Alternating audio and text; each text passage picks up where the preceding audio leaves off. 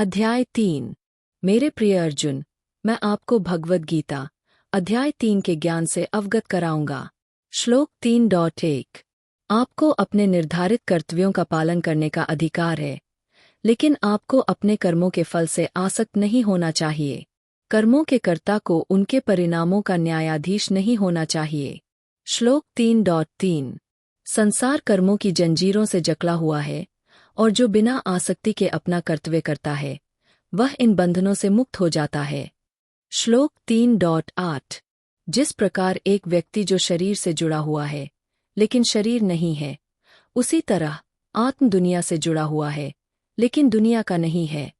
श्लोक 3.14।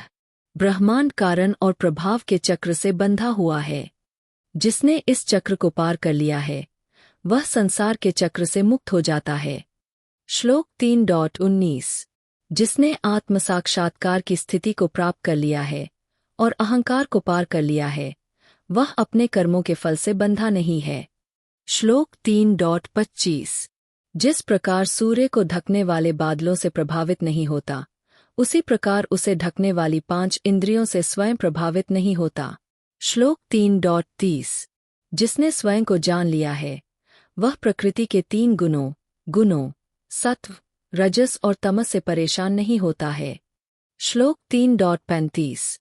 आत्म, जो 3 गुणों से परे है, अंतिम वास्तविकता है, और जो इसे महसूस करता है, वह जन्म और मृत्यु के चक्र से मुक्त हो जाता है। ये ज्ञान के शब्द हैं। मेरे प्रिय अर्जुन, क्या आप उनमें आध्यात्मिक मार्गदर्शन और ज्ञान पा सकते हैं? आप स्वयं और दुनिया की वास्तविक प्रकृति को समझ सकते हैं, और आप कर्म के बंधन से मुक्त हो सकते हैं।